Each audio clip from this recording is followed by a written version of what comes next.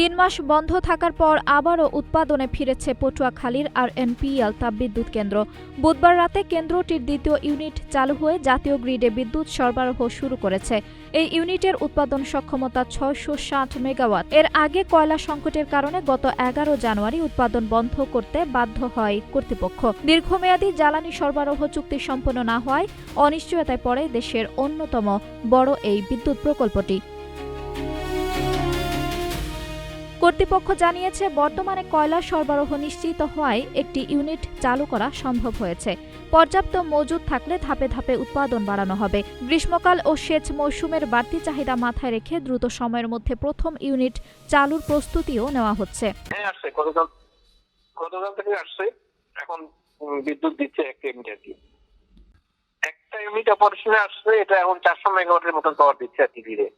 আমাদের কয়লার তারপরে আসতেছে, যার কারণে আর কি একটু হয়েছে। তাহলে আসলে আপনার মে মাসে চালু হবে আর কি। গ্রীষ্ম মৌসুম ঘনিয়ে আসার সঙ্গে সঙ্গে বিদ্যুতের চাহিদা বাড়ছে। এমন পরিস্থিতিতে লোডশেডিং নিয়ন্ত্রণে রাখতে বড় উৎপাদন কেন্দ্রগুলো সচল রাখা জরুরি বলে মনে করছেন সংশ্লিষ্টরা। সংশ্লিষ্টদের মতে, কেন্দ্রটি পূর্ণ সক্ষমতায় চালু হলে ১৩২০ মেগাওয়াট বিদ্যুৎ উৎপাদন সম্ভব হবে। এতে গ্যাস নির্ভর উৎপাদনের উপর চাপ কমবে এবং ব্যয়বহুল তেলভিত্তিক বিদ্যুতের প্রয়োজনও কমে আসবে।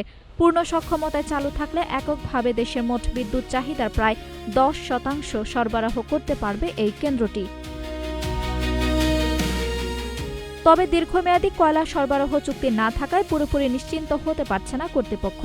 আপাতত অস্থায়ী ব্যবস্থায় ইন্দোনেশিয়া থেকে প্রায় ১২ লাখ মেট্রিক টন কয়লা আমদানি করা হচ্ছে, যা দিয়ে আরও ৩.৫ থেকে ৪ মাস উৎপাদন সচল রাখা সম্ভব হবে বলে জানা গেছে।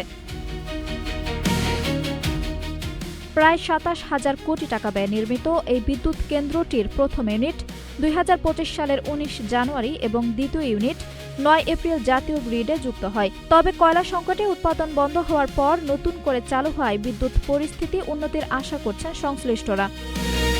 আঞ্জুম হক আরবি, নাগরিক প্রতিদিন।